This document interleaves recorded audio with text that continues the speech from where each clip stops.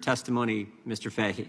The opportunity cost, when Alvin Bragg did the day one memo, says we are not going to charge all these felonies, we're going to bring them down to misdemeanors and let the bad guys roam the streets of New York.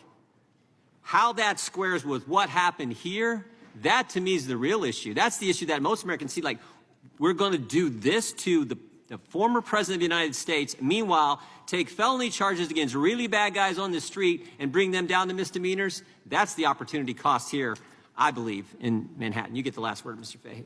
Yeah, exactly. When you're letting carjackers out on bail or illegal immigrants that assault police officers aren't getting prosecuted, but this is the way you're using your time, in addition to the fact you run on a soft-on-crime policy and then you take the most creative, aggressive approach to this crime, it's hard to argue. All right. And then, ultimately, depending on where you are, you have the opportunity to say, hey, I want a jury trial, correct? Correct. And a jury trial is comprised of U.S. citizens again, right? Right. Okay, very good.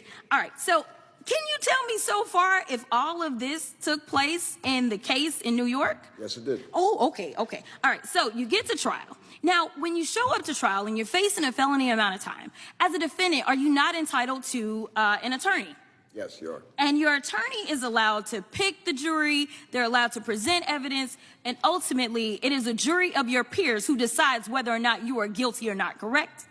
Correct. And in this case, 30 has the judge involved too. And in this case, they found him guilty not once, not twice, not 3 times, not 4, not 5, not 6. I could keep going on, but 34 counts were given. So the opinions of these people who were not juries is not what we do in this country. In this country, we have a system in which jurors decide who is found guilty, and if you have a problem with that, you go to the appellate court, which the last time I checked, he was raising money so that he could go to the appellate court and appeal his decision, and they will have the final say.